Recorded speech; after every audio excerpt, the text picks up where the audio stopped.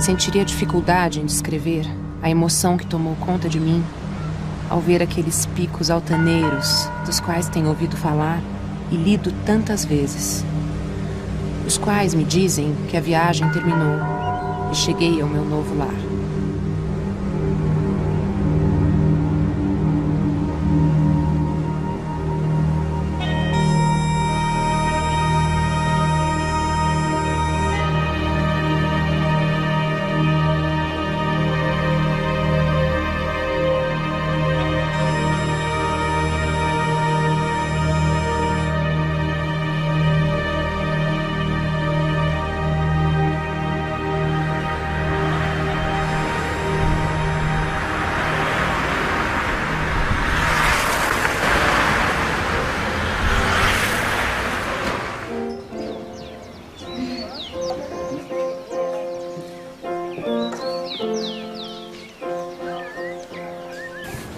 Marcos, a Bíblia de Mel ficou aonde?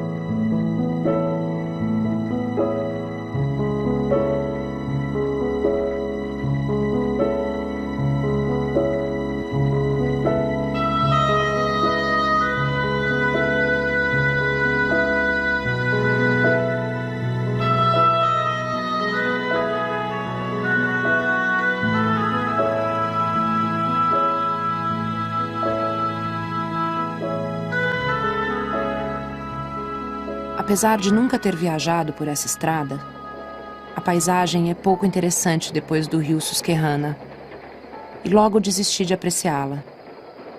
Concentrei-me nos sentimentos que naturalmente se apossam de quem sai de casa para viajar pela primeira vez por longo tempo, sentindo-me um estranho em terra estranha.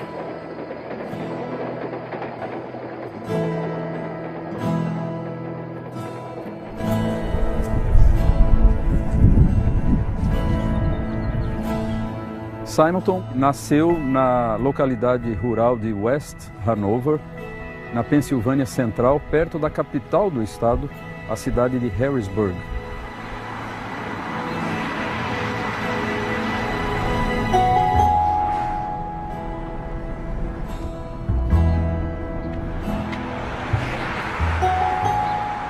Yes, that's right here. There's the name Simonton and the name Antigua. And Okay. this parcel of land was chartered in 1744, Wow. right here. This whole thing was their Oh, the their whole property. thing? Yes, Ah, okay. everything within these good. lines here was owned by the Simontons.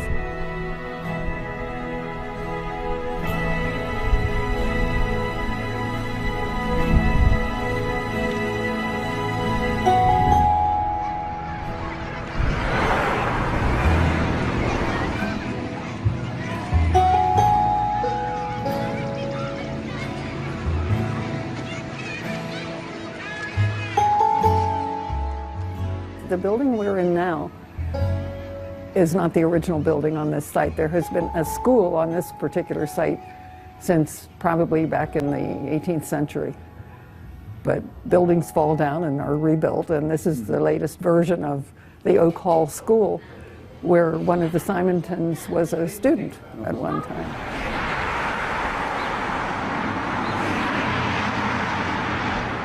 Essa é a igreja presbiteriana de Derry, na atual cidade de Hershey, da qual o pai do reverendo Simonton foi presbítero por muitos anos.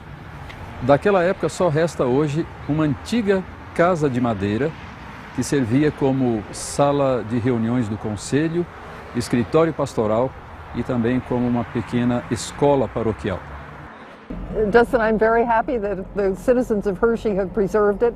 It's one of the oldest buildings in this part of the country, and built in 1732, which was the same year George Washington was born. And what was the use of this building? This was a session house. I think they also held church services here. Children met here to have some schooling. Okay.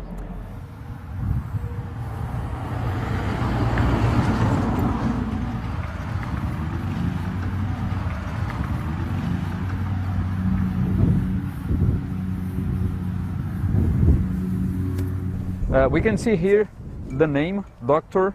William Simonton, died in May 1846. And here we have another very important tombstone connected to Old Hanover Church and also to the Simonton family, which is Reverend Ashbel Green Simonton's grandfather. What do you know about this man? Well, I know he was the minister at the Presbyterian Church here in Hanover, East Hanover. And beyond that, I'm afraid I don't know too much about him. I read somewhere that he pastored this church for 56 years. Yes, yes. That's old. Yeah. It sure looks old, doesn't it? So the Stone House is a little house right there.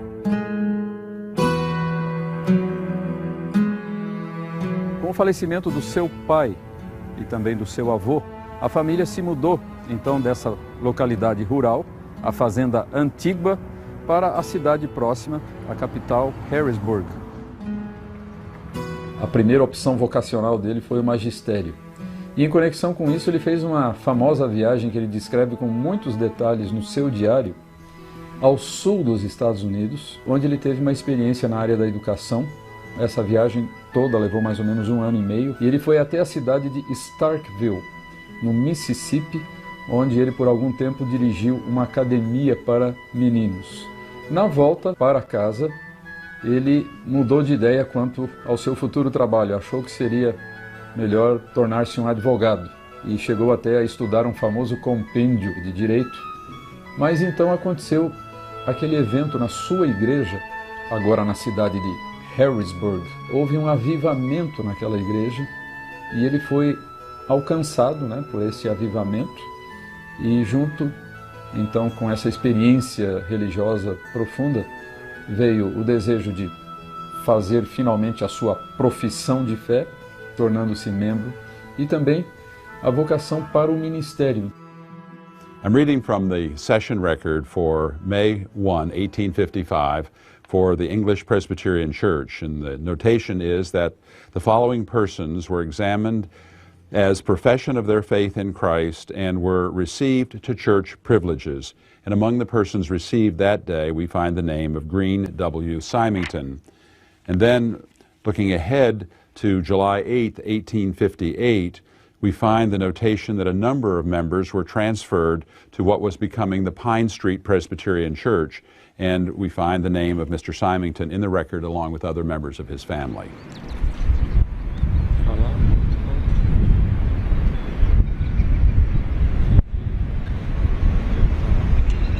Pine Street Presbyterian Church was founded in 1858, and the current building that we are in was built, they began to lay the cornerstone in 1859. In fact, Ashbel Simonton laid the cornerstone and dedicated it.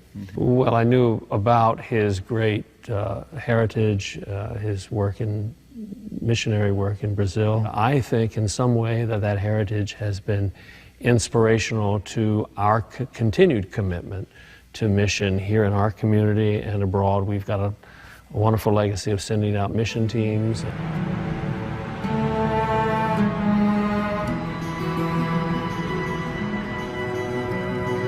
Simonton teve duas permanências aqui em Princeton. Primeiro, estudando no College, que hoje é a Universidade de Princeton, e posteriormente no Seminário Teológico.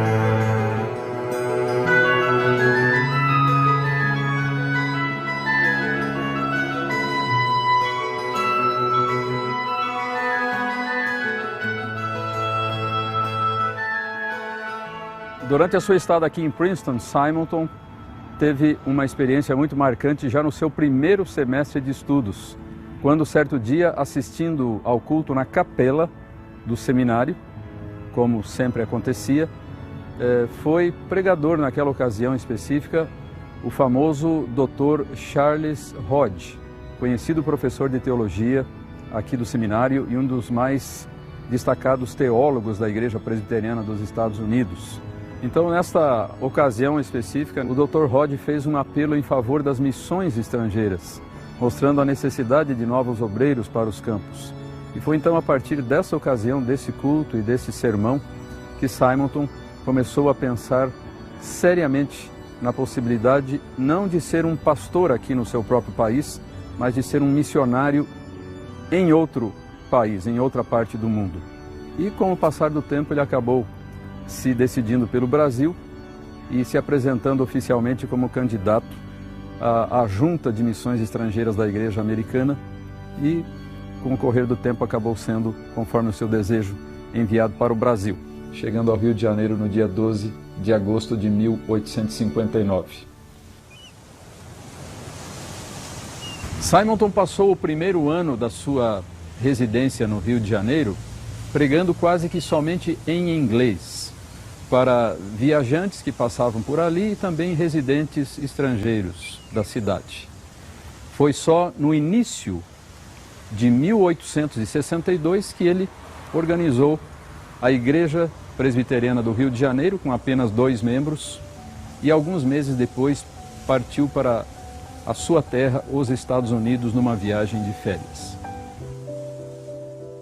Em 1860, chegou o seu colega e cunhado Alexander Blackford, casado com a irmã de Simonton, Elizabeth, e no ano seguinte, então, à chegada de Blackford, chegou o terceiro colega, o terceiro missionário, que foi o reverendo Francis Schneider.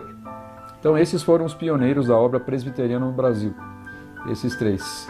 A única vez que Simonton foi aos Estados Unidos, quase 3 anos depois da sua permanência no Brasil, ele foi passar o Natal com uma família presbiteriana. E lá estava uma moça chamada Ellen. Parece que ele se namorou dela naquele dia. O fato é que namoro, noivado e casamento aconteceram em menos de 4 meses. Agora ele volta para o Brasil acompanhado de uma esposa. Eles comemoram o primeiro aniversário de casamento. Um ano de grandes bênçãos. Poucos dias depois era dar à luz o primeiro e único filho, uma menininha. E uma semana depois ela morre de complicações de parto. Então Simonton, que foi durante algum tempo solteiro, casado 1 ano, agora é viúvo. Então é difícil imaginar a extensão do sofrimento de Simonton. Foi nesse ano, 4 meses depois do falecimento da esposa, que Simonton fundou o primeiro jornal protestante do Brasil e da América do Sul, a Imprensa Evangélica.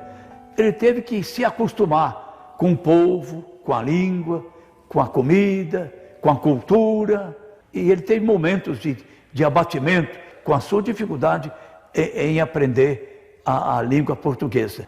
O fato é que no ano seguinte ele começou a pregar em português, e não com muita rapidez, mas começaram a haver conversões, e eles organizaram a primeira igreja presbiteriana do Brasil no Rio de Janeiro.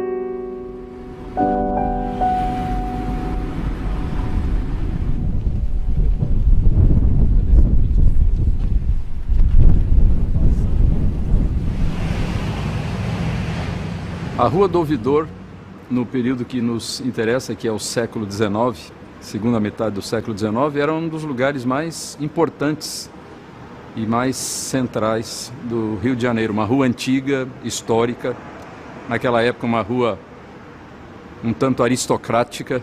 Aqui foi a primeira sede da pequena comunidade presbiteriana do Rio de Janeiro, fundada pelo reverendo Simonton.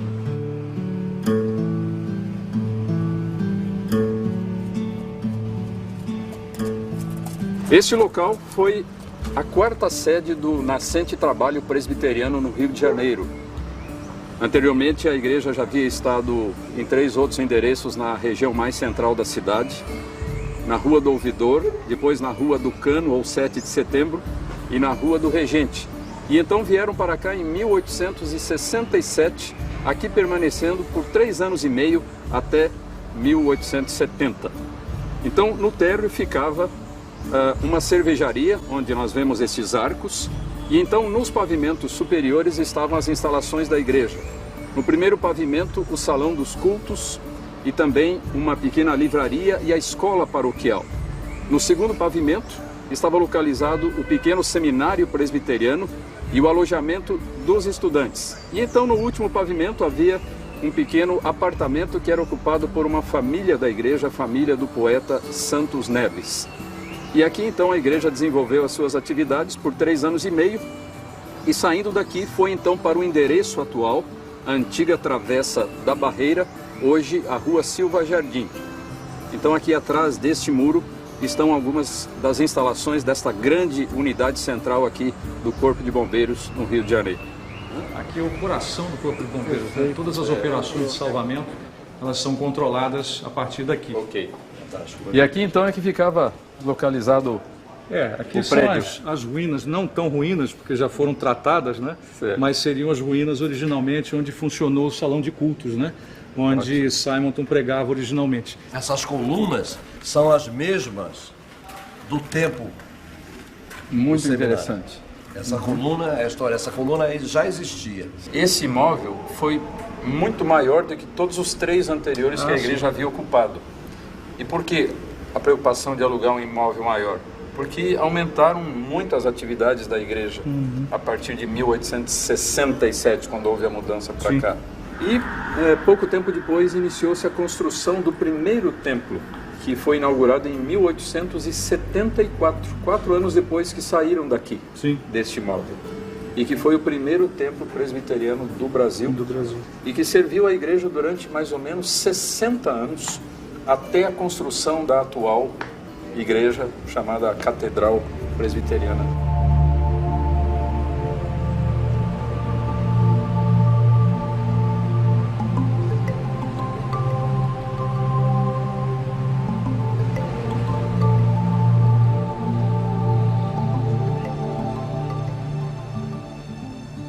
E então, contra aqueles que agrediam, uma voz se levantou. Tenho ouvido a pregação todas as noites. Esses homens falam a verdade. A multidão se aquietou e se retirou. Dona Teodora levou-lhes o que comer e contou-lhes que um vendedor de livros fora apedrejado, mas que ela lhe dera asilo. Embora não soubesse ler, pediu aos que a visitavam que lessem para ela o livro deixado em sua casa. Sabia agora que eram os missionários, gente do livro. O país é chamado cristão. Os habitantes chamam-se cristãos. Templos dedicados ao culto encontram-se em toda parte. Os nomes de Deus e de Jesus, seu Filho, são conhecidos e, contudo, o povo não conhece o Evangelho.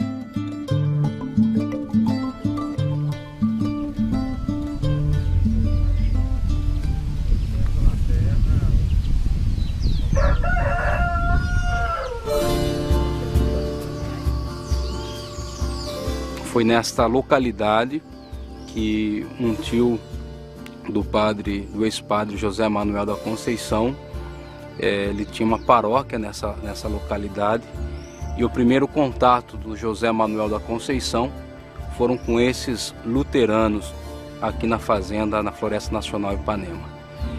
E é interessante que o José Manuel da Conceição, o seu interesse foi, na verdade, o aprendizado da língua alemã. E ele aprendeu a língua alemã através de algumas literaturas protestantes e alguns ensinamentos e pensamentos de Lutero. Bom, nós estamos dentro da fábrica de ferro que fazia as armas brancas para o Império. Em volta desta fábrica nós temos a vila, que seria chamada uma vila industrial. Ao lado da vila industrial tem uma pequena paróquia. E daí ele foi percorrendo várias cidades. O grande foco do ministério do José Manuel da Conceição foi a cidade de Brotas. Foi nessa cidade que ele desenvolveu boa parte do seu ministério e do seu trabalho. Em 15 de dezembro de 67, que é lida, né, a excomunhão dele da Igreja Católica daqui em Brotas. Aí o padre local que lê a sentença para o povo, né, ordenando para que ninguém, né, abrigasse a nova prática que o Conceição havia abraçado, né? E um outro fato interessante também é o livro primeiro de Atos da nossa igreja. Sim. Aqui, ó, ao princípio de novembro de 1863, o senhor Blackford encontrou em sua casa, perto de São João do Rio Claro, o reverendo José Manuel da Conceição, que havia pouco tempo deixado de ser vigário de Brotas. Então, em 63 ele deixou de ser vigário aqui em Brotas. No livro fala que é 1860 que ele vem para cá, que ele começa a conhecer. Em maio de 1864, o senhor Conceição visita São Paulo e teve várias conferências com o senhor Blackford. E a 23 de setembro de 64, apresenta-se na casa do seu Blackford em São Paulo, com o fim de deixar inteiramente a Igreja Romana. O Conceição, ele é um homem apaixonado pela garra, o entusiasmo que ele tinha. E ele passara em alguns lugares, né, como padre, né, e ele havia semeado a doutrina, os ensinamentos da Igreja de Roma. E ele ia de novo voltando a esses lugares e mostrando a nova fé. E isso, como ele era um homem apaixonado e ele havia entendido essas verdades, ele queria também, onde ele havia passado, que as pessoas também e as famílias que, né, ele havia conhecido também pudessem, né, conhecer e saber, né, de Jesus, o que Jesus faz na vida dele. No dia 13 de novembro, reunidas na casa do senhor Antônio Francisco de Gouveia, o senhor Conceição pregou, assistindo mais de 30 pessoas. Em seguida, foi organizada a Igreja Evangélica Presbiteriana de Brotas.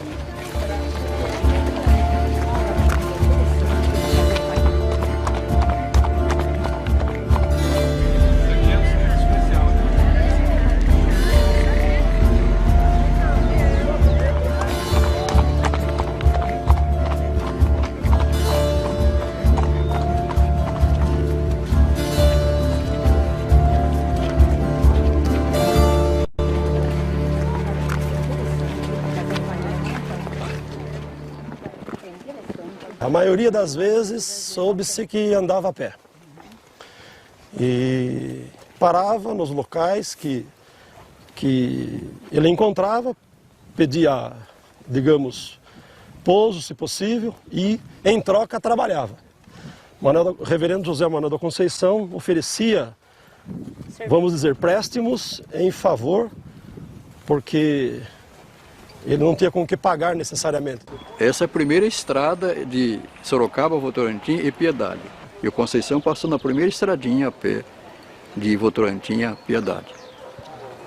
E de Piedade ele subia para Ibiúna, Ibiúna saía em São Paulo.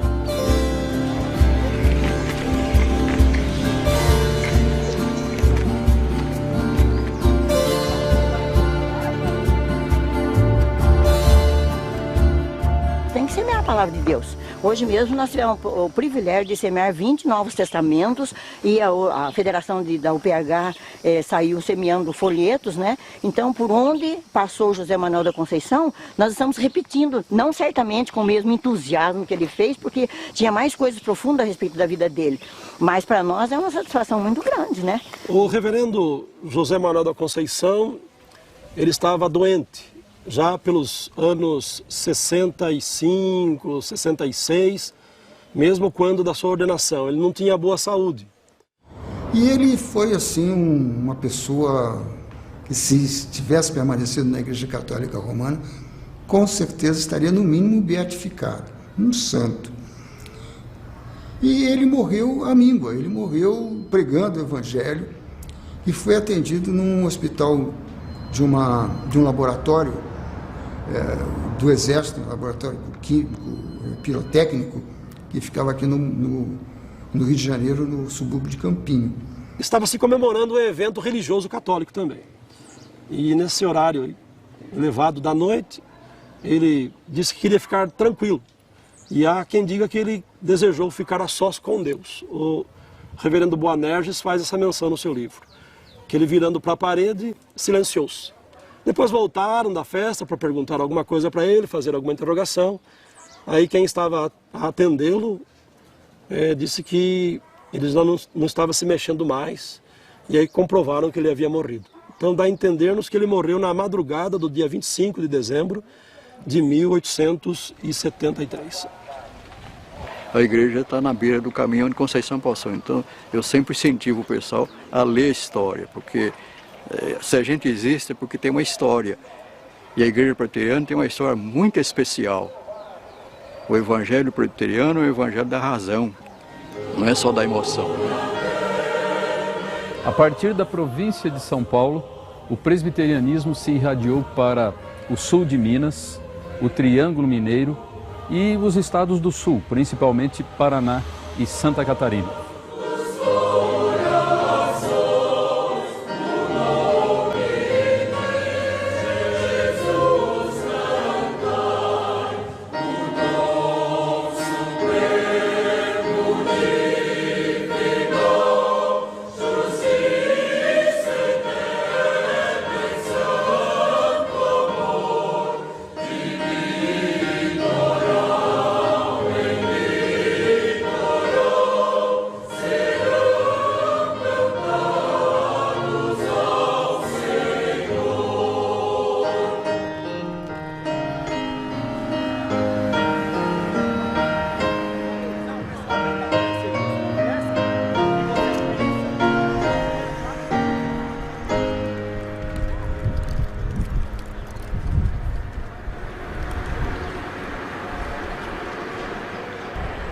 Aqui estamos na rua Líbero Badaró, no centro antigo de São Paulo, que antigamente chamava-se Rua de São José, ou Rua Nova de São José. Mas essa foi a região em que começou, em 1863 e 64, a obra presbiteriana em São Paulo. Também associado a esse lugar foi a ordenação do primeiro ministro evangélico da história do Brasil, brasileiro nato, que foi o reverendo José Manuel da Conceição. Em 1864, a missão norte-americana alugou esse imóvel que foi ocupado pela igreja durante vários anos e no qual aconteceram algumas coisas muito importantes do nascente presbiterianismo paulista. Mais tarde, a rua Líbero Badaró foi alargada já na década de 1920 e todos os imóveis deste lado foram demolidos, inclusive o antigo casarão, o antigo sobrado colonial que havia sido ocupado pela igreja durante alguns anos. Algumas coisas importantes que aconteceram aqui foram as seguintes. Em primeiro lugar, a primeira sede da Igreja Presbiteriana de São Paulo e a residência do missionário, o reverendo Alexander Blackford. Outro evento importante associado com esse local foi a organização do presbitério do Rio de Janeiro. Esta foi a primeira sede da escola americana, a antecessora do Mackenzie. Outro evento associado ainda com esse local, esse não agradável, mas triste para a igreja nascente, foi o falecimento do reverendo Simonton. Após chegar a São Paulo, não teve a melhora esperada, ao contrário, a sua condição de saúde piorou rapidamente. Ele veio a falecer então no dia 9 de dezembro de 1867, aqui nesse local, neste imóvel que era utilizado pela igreja.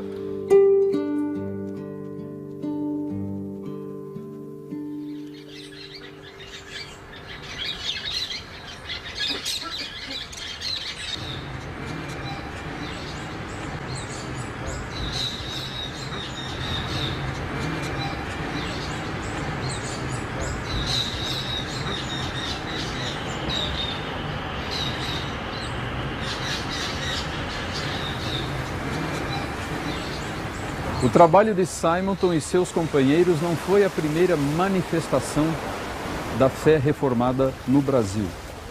Muito antes dele, nos séculos 16 e 17, houve uma presença calvinista no Brasil, através dos franceses na Baía de Guanabara e dos holandeses no Nordeste brasileiro.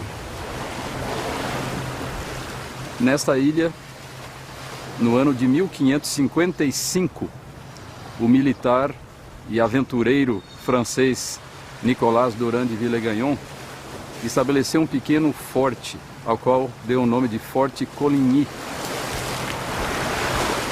E queria também estabelecer uma colônia para o seu país, a França, e uma espécie de um refúgio para os protestantes que estavam sendo muito perseguidos na Europa na época da Contra-Reforma. Villegagnon, aparentemente, no início, tinha simpatias pelo protestantismo. Então ele escreveu uma carta ao próprio reformador João Calvino, pedindo o envio de alguns huguenotes, como eram conhecidos os protestantes de língua francesa. E eles chegaram, então, aqui a esse local, no mês de março de 1557. E no dia 21 de março de 1557 aconteceu o primeiro culto reformado com a celebração da Ceia do Senhor. E o próprio Villegagnon confessou a fé reformada, fez a sua profissão de fé pública, foi recebido como membro da fé reformada e foi o primeiro a participar da Ceia do Senhor.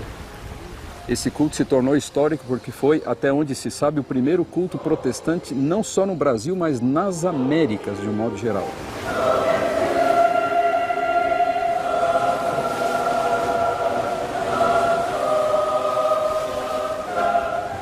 Acontece que ali estava, naquela mesma expedição, um ex-frade jesuíta chamado Jean de Contac.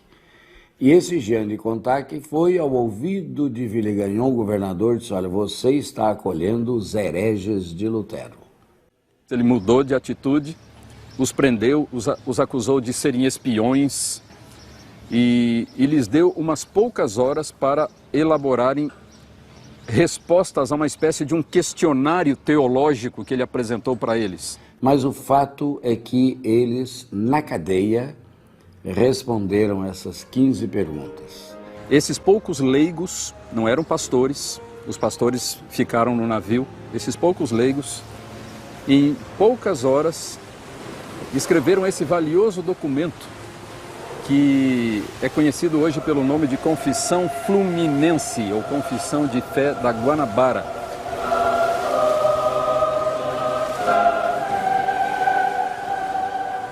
E no dia 9 de fevereiro de 1558, entregaram ou trouxeram a resposta perante o governador Villegagnon.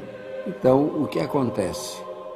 Naquele momento que eles deram a resposta, o redator Mathieu de Verneuil, a pergunta de Villegagnon: é esta a resposta que dás? Ele diz: com toda a sinceridade do nosso coração. Quando ele disse isso, e confirmava, Villegagnon deu uma bofetada com as costas das mãos, no meio do rosto, boca e nariz, e o sangue desceu misturando com as lágrimas, não de dor, mas de desrespeito, de revolta, sofreram uma cutelada na nuca, foram desconjuntados e as suas mãos amarradas e os seus pés, eles foram lançados nas águas da Baía de Guanabara.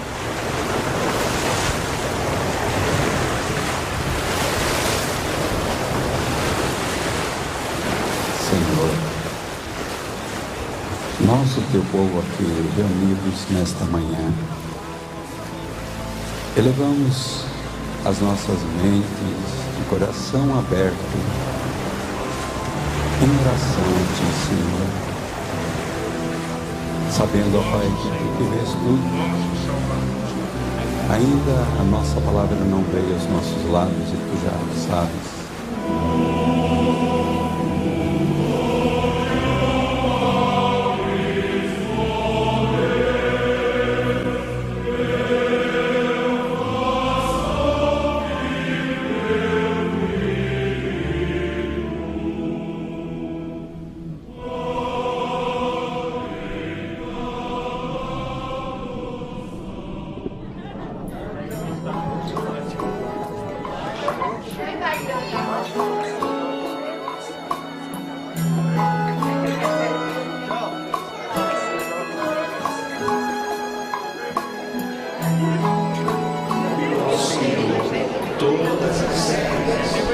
Servir ao Senhor com alegria, apresentai-vos diante dele com cântico.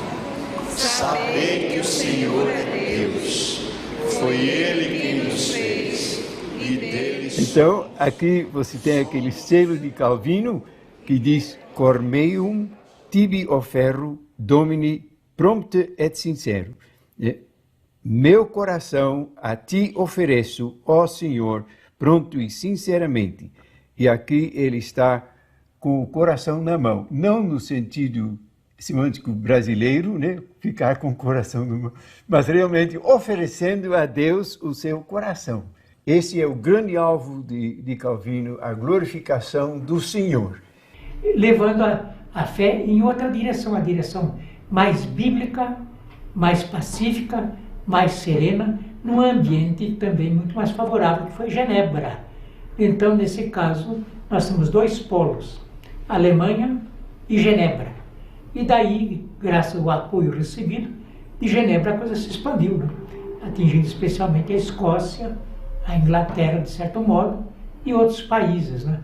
Mas então, de fato, foi a invasão de 1630 que trouxe, além da invasão holandesa, trouxe também a Igreja Reformada. A companhia, que era a Companhia das Índias Ocidentais, que tinha feito essa invasão, decidiu que precisava de uma mão forte, de um líder reconhecido.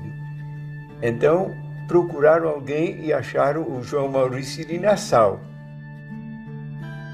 A obra presbiteriana no Nordeste começou em 1872 com o reverendo Francis Schneider, que trabalhou em Salvador e organizou então a igreja que hoje é conhecida como a Igreja Presbiteriana da Bahia, a Igreja da Rua da Mangueira. No ano seguinte, em 1873, chegou um pouco mais ao norte, em Recife, o reverendo John Rockwell Smith, que foi o pioneiro da obra presbiteriana naquela região.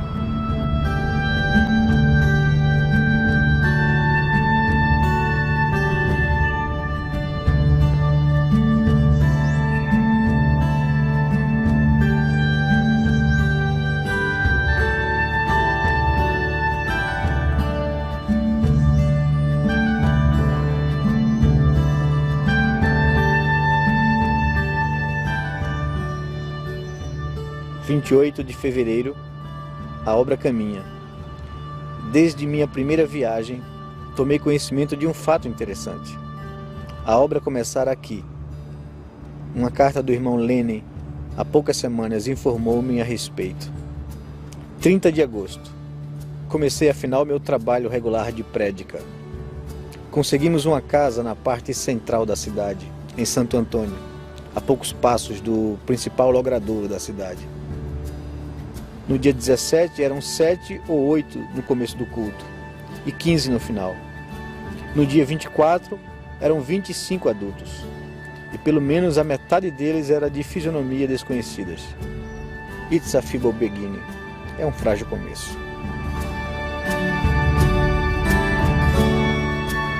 Há aproximadamente 130 anos, precisamente no dia 15 de janeiro de 1873, ancorava aqui no cais do porto o vapor Ontário e trazia entre seus tripulantes o pioneiro do presbiterianismo aqui no Nordeste, John Rockwell Smith, Dr. Smith. E aqui chegando ele resolve alugar um sobrado nessa rua, a Rua do Imperador, a número 71, aproximadamente entre esses casarões aqui. E era uma programação, um culto diferente, tendo em vista que participavam os escravos, os portugueses, diferentemente do que estava acontecendo aqui com a Igreja Católica. Em 1878, ele vai ter já pessoas arroladas, ou pelo menos aparentemente já arroladas, tendo em vista que não existia a igreja ainda, 12 pessoas. Então é nesse contexto que vai ser formada a primeira igreja presbiteriana em Pernambuco, que só depois vem ganhar o nome de Igreja Presbiteriana do Recife. Com a demanda e o crescimento do trabalho, começa a surgir o sonho de formar um seminário aqui na região. Dr. Butler chega aqui na região para substituir o reverendo John Rockwell Smith, que vai a Nova Friburgo presidir e ensinar no Seminário do Sul. Ele foi para Canhotinho, se instalou lá. Lá ele construiu o tripé do trabalho dele. Ele construiu uma escola para a educação, ele construiu uma igreja, que na época dele tinha em torno de 300 membros, e construiu um hospital. E com toda essa demanda de trabalho, ele convida um pastor nacional que havia começado a trabalhar no campo, o Martinho de Oliveira. E o presbitério de Pernambuco, né, ele reconhece o seminário em 1903 e abraça essa obra da educação teológica. Isso se deu na metade do ano de 1923, na reunião do presbitério. Só que acontece uma coisa surpreendente, que o Martinho de Oliveira, assim que volta para Garanhuns dessa reunião, ele tem uma crise de infecção intestinal e vem a falecer um mês depois. E é aí que aparece a figura do Dr. Vanderleit, que assume o seminário de 1903 até 1919. No culto fúnebre do Martinho de Oliveira, o Dr. Vanderleit prega um excelente sermão animador e ele fala uma frase que se tornou um marco na história do seminário aqui. Que ele disse: morreu o Martinho, mas não morreu o seminário. E daí um espaço para divulgação, para cultura, para promoção dos próprios alunos. Aí esse é o nosso espaço. Então, a gente vai aprender com a teologia reformada a grande importância que é dada à igreja visível. Entre esses casarões aqui, onde ele se reunia, houve inúmeras perseguições. Pessoas que ficavam na rua esperando que, de repente, o culto acabasse. E eles eram apedrejados. Dr. Smith muitas vezes foi apedrejado. A perseguição em comum continua neste mês. Nossa casa precisou ser retelhada 4 vezes em menos de 20 dias por causa das pedras. Apesar de pedras e ameaças, os crentes continuam a assistir aos cultos. E no domingo último, havia gente em pé do lado de fora, por não termos mais lugar para ninguém mais sentar-se dentro.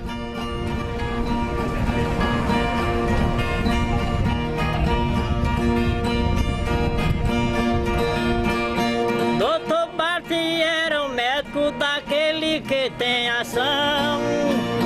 Lá em São Bento do Una fez a sua pregação, que escapou muitas vidas porque tem bom coração. Bom, ele veio para cá atraído por um convite, né? Algumas pessoas se reuniram aqui, não havia médico na cidade. E quando então iriam já montando os cavalos para ir embora, disse que aconteceu de vir um carteiro conhecido da cidade e o procurar. um ébrio, um indivíduo irresponsável, já reconhecidamente problemático, bebia muita cachaça, muita aguardente. E aí então disse que de repente ele voltou, mas agora já não mais com um pedaço de madeira, mas com um punhal na mão. O fato é que esse indivíduo arrojou-se, né? Partiu para cima do Dr. Butler com um punhal para assassiná-lo embriagado. Foi médico cirurgião que viveu antigamente. Foram para assassiná-lo, neve nelas foi à frente. Perdeu sua própria vida para salvar quem salvou gente. Na ocasião, isso foi visto como um benefício contra os hereges. No caso, os hereges eram os protestantes. E aquele rapaz, ele nada mais fez do que um benefício à cidade de São Bento em ter matado o Manuel Correia Vilela. Foi um médico operador e o Nordeste hoje chora a falta desse doutor. O que fez atrativo o anúncio do Evangelho aqui na região não era simplesmente a chegada da igreja e a pregação do Evangelho, mas a vida dessas pessoas próximas à população.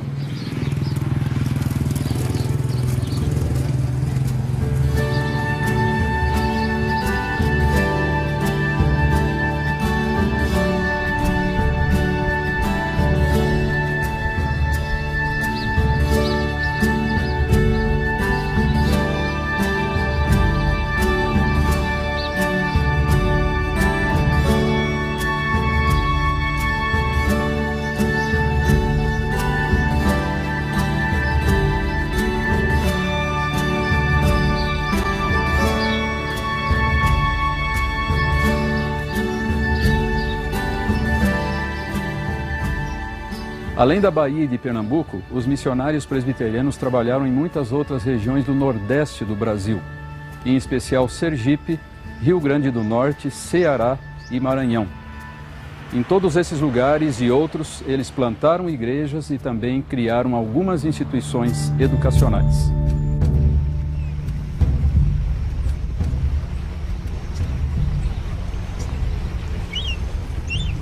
Leva-me para junto das águas de descanso. Refrigera minha alma. Guia-me pelas veredas da justiça por amor de seu nome. Ainda que eu ande pelo vale da sombra da morte, não temerei mal nenhum, porque tu estás comigo. Prepara-me uma mesa na presença de meus adversários. Unge-me a cabeça com óleo, o meu cálice transborda.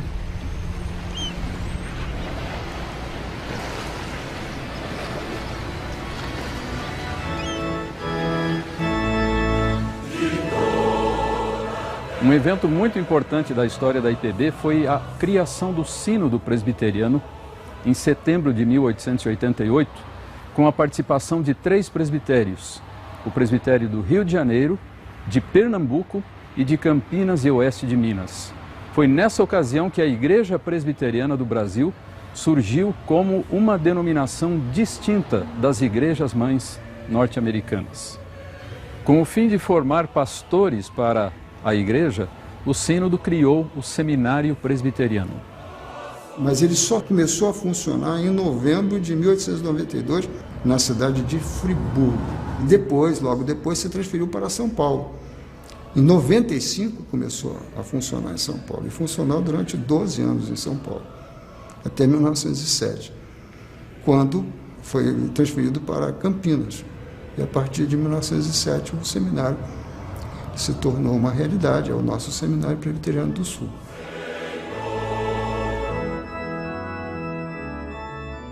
Tanto no Recife como aqui, o professorado era de alto nível.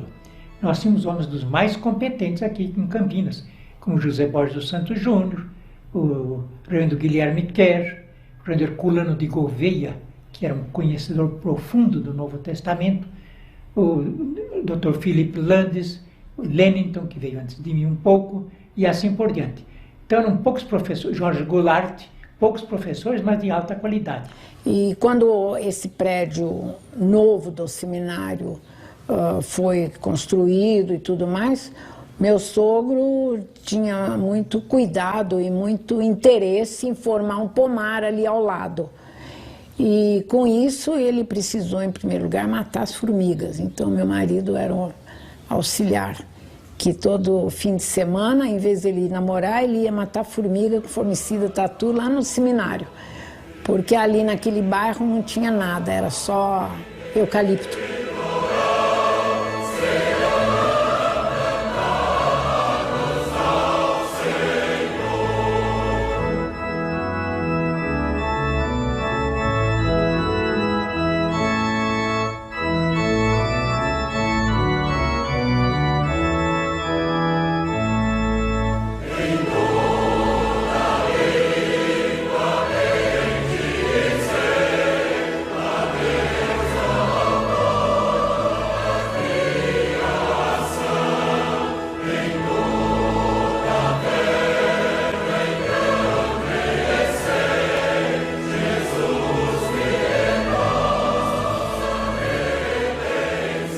Além do seminário, os presbiterianos criaram muitas outras instituições educacionais em diferentes regiões do país.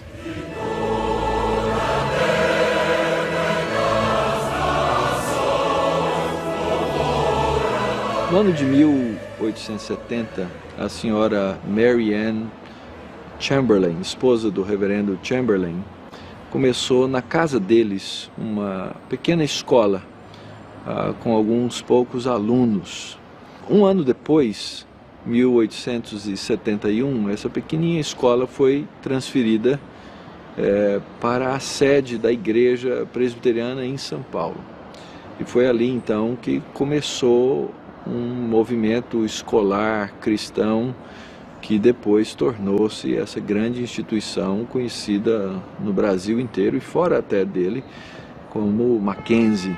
Era uma escola que abrigava meninos e meninas, era uma escola que não fazia distinção de etnia, abrigava pessoas perseguidas ou filhos de pessoas que eram de certa forma perseguidos nas escolas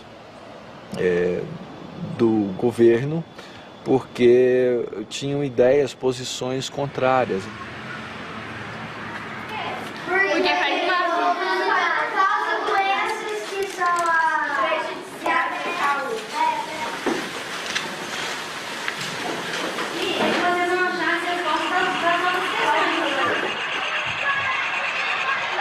E no tempo do Império, os filhos de abolicionistas, os negros, meninas também, não podiam frequentar a escola.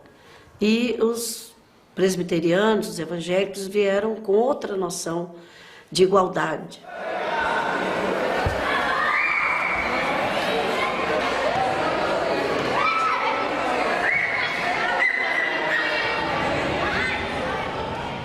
E o Colégio Presbiteriano 15 de Novembro justamente foi quem deu o primeiro passo para que pudesse existir essa integração entre homens e mulheres na mesma sala. Pensando na dimensão social, isso traz um avanço enorme, né? Além de ser um grande desafio para os professores da época, mostra também a questão do avanço na qualidade do ensino, a importância do relacionamento, das interações interpessoais, para que haja realmente um desenvolvimento, né, como já foi dito, do homem em suas diversas dimensões, especificamente a questão social. Essa questão desse dia na semana, para ficar com a família, eu acho que era bem pertinente ao internato, porque eles introduziram o sistema de internato. Talvez sábado ou um dia da semana livre para convivência familiar era uma coisa muito atada à psicologia, muito interessante, porque são pré-adolescentes, eram pré-adolescentes, adolescentes, em transformação, em mudança física, em mudança psicológica, né?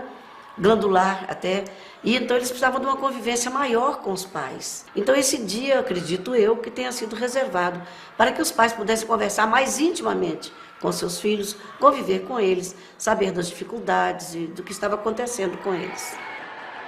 A religião não era assim forçada para nenhum aluno, para nenhum pai. E os pais conviviam aqui dentro, assistiam às festas, às programações, aos cultos. E eles viram desde cedo a intenção dos missionários, que era servir sem forçar a pessoa a nada.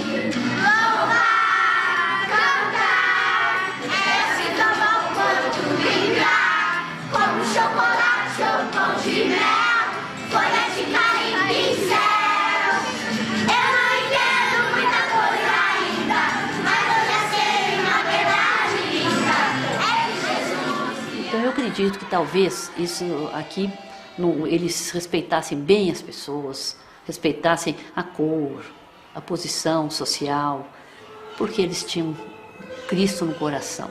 Por ocasião do lançamento da pedra memorial deste edifício, mostrei claramente a posição moral que toma o Instituto de São Paulo, dizendo: quaisquer que sejam as convicções religiosas das pessoas que honram este ato com sua presença, não haverá quem desconheça o papel importante que o cristianismo tem representado na humanidade, arrancando-a da barbárie e propelindo-a para a paz e para a civilização.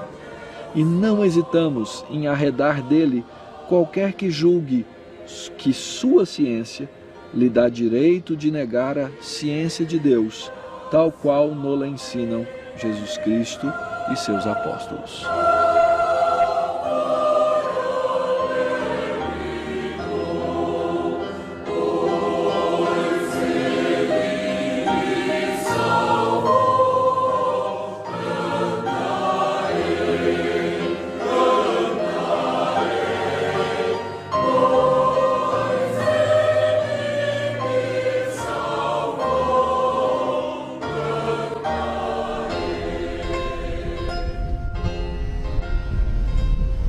Os imigrantes alemães que se mudaram para Alto Jequitibá entraram em contato com o reverendo John Kyle, que era o pastor presbiteriano em Nova Friburgo. Este lhes deu uma assistência inicial por algum tempo e então convidou Matatias Gomes dos Santos para assumir aquele campo. Através do trabalho do reverendo Matatias é que se deu a organização da igreja, que aconteceu no dia 9 de março de 1902. O crescimento do presbiterianismo na região, ele de fato aconteceu no pastorado do reverendo Aníbal Nora. Foi na época do reverendo Aníbal Nora que a igreja se expandiu para o norte do estado do Rio de Janeiro, para o Espírito Santo, né? E cresceu de maneira bastante significativa nessa região. O colégio se desenvolveu muito no pastorado do reverendo Cícero Siqueira. O colégio evangélico começou com a dona Constância Nora, que é a esposa do reverendo Aníbal Nora, inicialmente para alfabetizar as crianças, e dali a gente teve o pontapé inicial para a criação do colégio evangélico. A filha mais velha já completou os 100 anos, né, que é a igreja presbiteriana de Manhuaçu.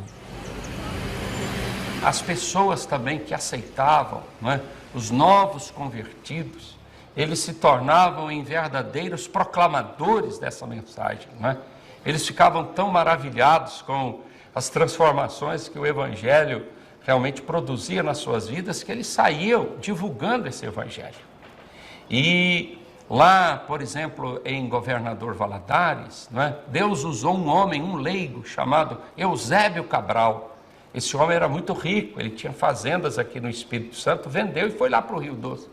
E ele comprou muita Bíblia e começou a distribuir Bíblia. Ele não sabia pregar, ele não conhecia muito o conteúdo da Bíblia, mas ele era apaixonado pela palavra de Deus. Ele se converteu lá no Rio de Janeiro, na Catedral Presbiteriana, ouvindo o reverendo Álvaro Reis. Então ele foi para Valadares e ele usou a Bíblia e distribuiu a Bíblia. E quando o reverendo Aníbal Nora foi lá pela primeira vez, o primeiro pastor chegou lá em Governador Valadares, já haviam cerca de 40 convertidos por causa da palavra de Deus. E lá se foi a procissão. Primeiro, invadiram a casa de Pedro Eusébio e nada encontraram. Frustrados e ainda mais enfurecidos, partiram em passeata para o templo, no alto da cidade. Em 1905, o reverendo Constâncio Homero Menha, ele veio residir em Calçado. Ele morava em Niterói e foi, inclusive, o primeiro pastor presbiteriano a residir no Espírito Santo. A partir daí surgiu alguns boatos, por exemplo, de que aqueles que se converteram ou que se convertiam, eles eram motivados a jogarem os seus santos no rio. Daí, então, em 1909, houve a queima do templo. 101 pessoas vieram no sentido da igreja, que era exatamente nesse mesmo local, e aqui eles então depedraram o templo, queimaram os livros, o harmônio e uma série de artigos da igreja foram empilhados lá de fora da igreja, queimada, a fumaça ela foi alta. E ainda hoje as pessoas comentam isso. Que ignorância, por que fez isso? Né? Para que cometeram esse erro tão grave? A história ela acabou sendo favorável, né, ao presbiterianismo, ao protestantismo na nossa região, porque gerou realmente essa procura maior pela igreja.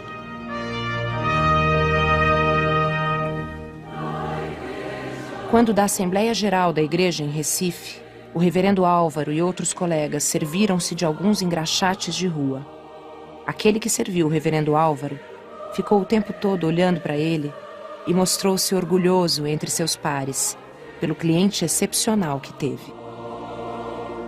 Passaram-se alguns anos, houve a criação da Assembleia Geral, em 1910, que hoje tem o nome de Supremo Concílio, ou seja, completou-se a estruturação eclesiástica da Igreja Presbiteriana do Brasil.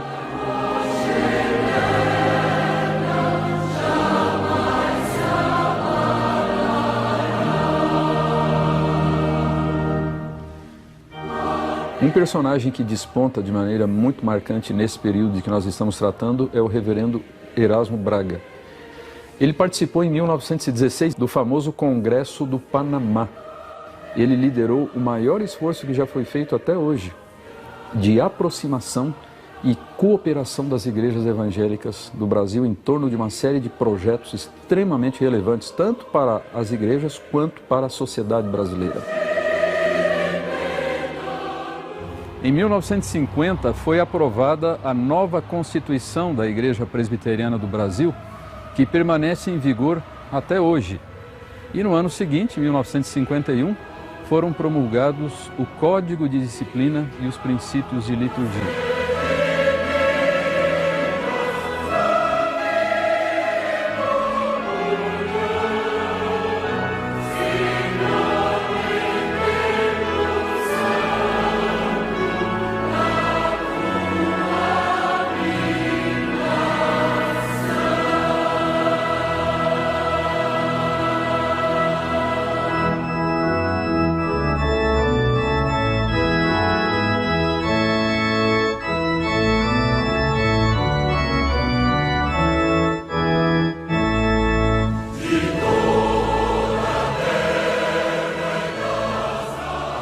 E no que diz respeito à comemoração do centenário propriamente dito, isso aconteceu, houve um período de preparação de mais de 10 anos.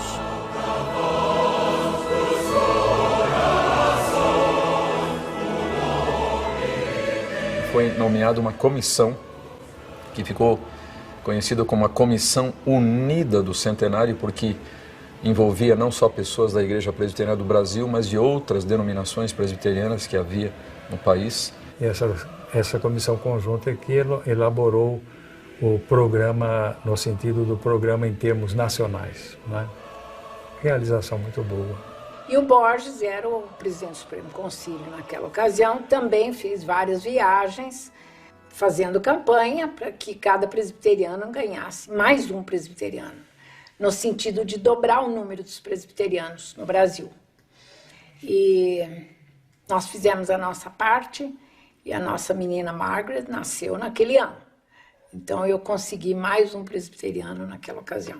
e em setembro de 1958 o Brasil presbiteriano, unindo então o puritano e norte evangélico. Mas o objetivo era justamente que no ano do centenário houvesse um órgão único representativo da nação, né? Então promovendo a integração norte e sul. Então havia realmente um espírito muito bom. Um entusiasmo muito grande no sentido de que, se num século de começo, de perseguição, de dificuldades, a igreja cresceu a um ponto tão alto, que iria acontecer no segundo.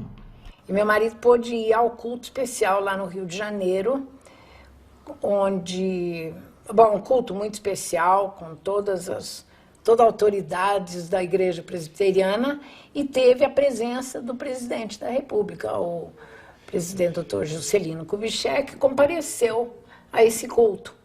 Aquilo que a gente viu no Rio de Janeiro, especialmente, na reunião do Supremo Concílio, nas demais reuniões, mesmo quando Kubitschek veio lá à igreja, na Silva Jardim, olha, foi uma coisa impressionante. Muito. Para não esquecer mesmo.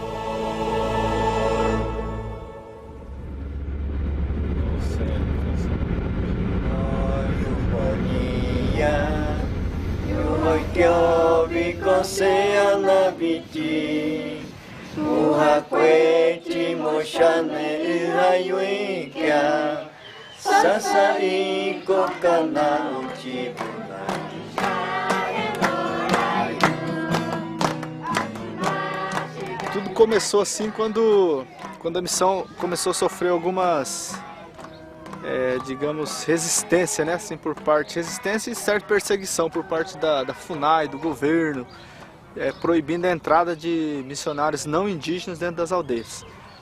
Então, uma ideia foi então preparar os próprios indígenas para estarem indo para as aldeias, que aí não tem a dificuldade. Agora, quando a missão completa 80 anos, ela organiza também a igreja indígena. E a dona Lloyd disse para mim que podia fazer uma cópia, um tipo de pregação. Ela me ensinou muito, né? Como que fala, como que pronuncia. E quando eles faleceram, tinha muito mais de 100 índios que estavam lá na igreja, chorando. Eles falaram assim: eu queria que minha mãe fosse o corpo dela na igreja Missão Kaiowá. Todos os índios choraram.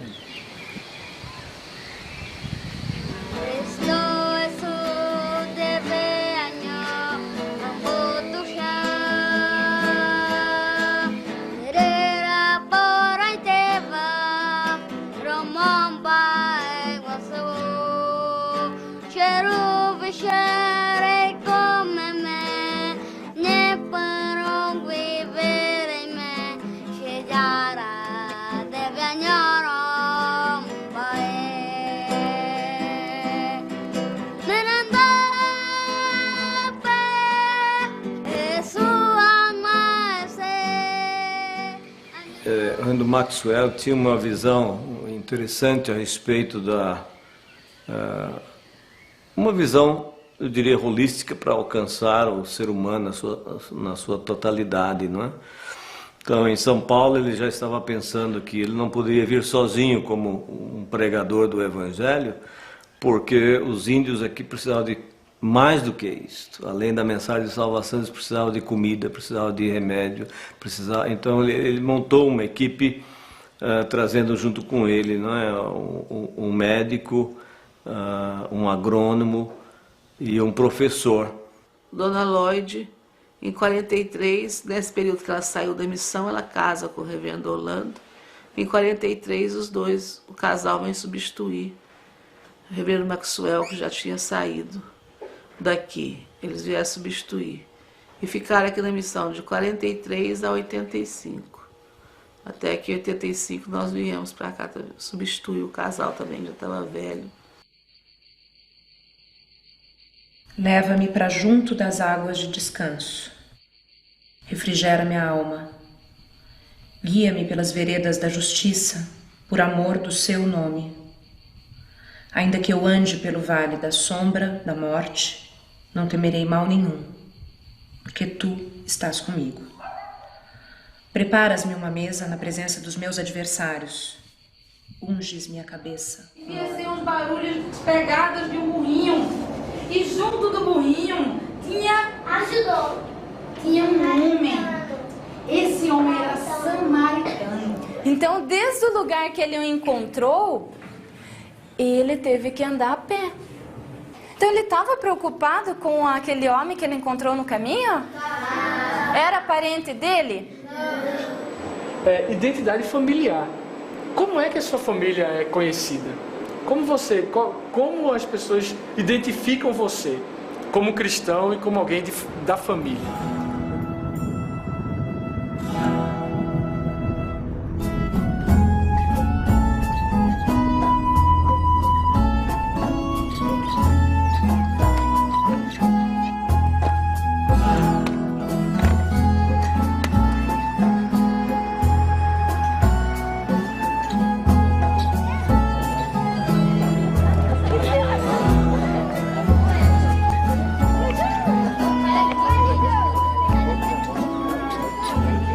Sopa de pêssego, põe açúcar. Aí fica bom. Fica bom.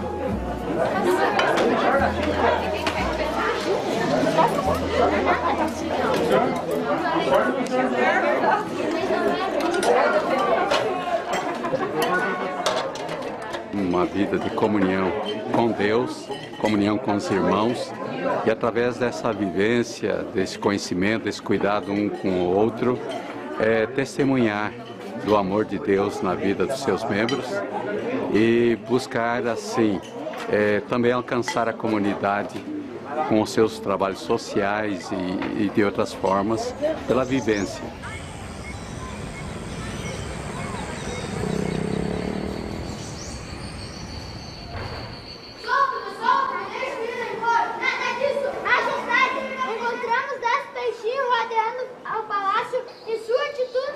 Tinha rebelião e daí veio correndo falando isso, né? Falando, todo mundo fazendo pergunta, né? Daí uma majestade queria fazer assim, tipo uma vingança com a rebelião dos peixes. E os outros não queriam por causa que os outros eram amigos dele.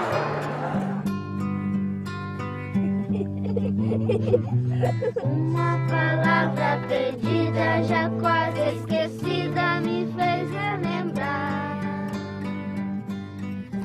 A UCP, União de Crianças Presbiterianas, trabalha com as crianças. A UPA é União Presbiteriana de Adolescentes. A UMP, União de Mocidade Presbiteriana. A UPH, União Presbiteriana de Homens. A SAF fugiu um pouquinho disso aí, né? Ficou sendo Sociedade Auxiliadora Feminina, trabalha com as mulheres. Quando há sociedade interna numa igreja, é mais fácil de se ajudar, é mais fácil de fazer todo o trabalho. Então, eu creio, tenho certeza, que as sociedades internas têm um grande valor dentro da igreja. Nós pensamos na caixa de sapato que estaria encapada, enfeitada com algumas coisas dentro. A nossa igreja está, a nossa sala está fazendo isso.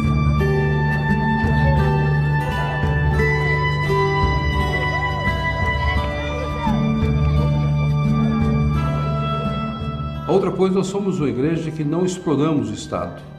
Nós temos a consciência que nós temos a obrigação de formar cidadãos que prestem um serviço à sociedade, mas não a igreja em si ser parte do Estado ou buscar benefício do Estado, porque o Brasil é um Estado laico e nós devemos manter o nosso Estado como laico.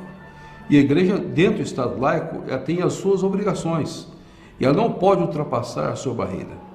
E eu creio que a igreja tem a obrigação de ser a consciência do Estado, tem a obrigação de prestar um serviço na formação da cidadania, tem a obrigação muitas vezes de dizer ao Estado aonde deve consertar nessa ou naquela área, mas sendo sal e sendo luz. Ela não tem uma ação política, de engajamento político. No momento que nós vivemos, nós queremos que a igreja não é um partido político e nem pode ter um engajamento político. Procurar ensinar a pessoa. Para nós é muito importante o ensino, para que de fato a pessoa saiba o que ele está fazendo, por que ele está fazendo e quais são os pontos básicos da sua vida a serviço de Deus neste mundo que nós vivemos. Eu preciso ensinar para o pai como ele deve ser pai cristão, para o filho como ele deve ser filho cristão, para a esposa como deve ser esposa cristã. E nesse entrosamento, então, a família vai ter comunhão, vai ter vida, vai ter edificação, vai ter assistência, vai ter tudo aquilo que Deus quer que nós tenhamos para a glória de Deus. A igreja é até uma visão terapêutica, ela é curativa nesse mundo. A igreja que não cumpre o seu ministério terapêutico, ela não é igreja do Senhor Jesus Cristo.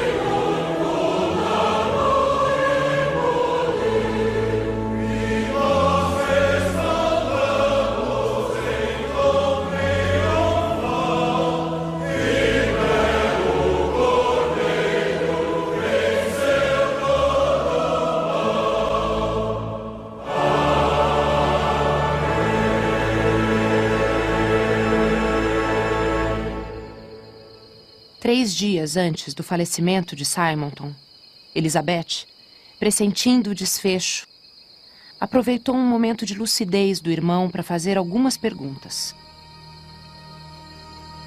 Tem algum recado para os amigos nos Estados Unidos? Nada de especial. Diga-lhes que os amei até o fim. Alguma mensagem para a junta de missões? Diga-lhes que toquem para frente o trabalho. E a igreja do Rio de Janeiro? Que falta você vai fazer?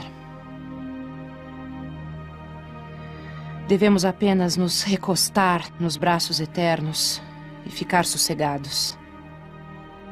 Deus levantará outro para pôr no meu lugar. Ele fará sua própria obra com seus próprios instrumentos.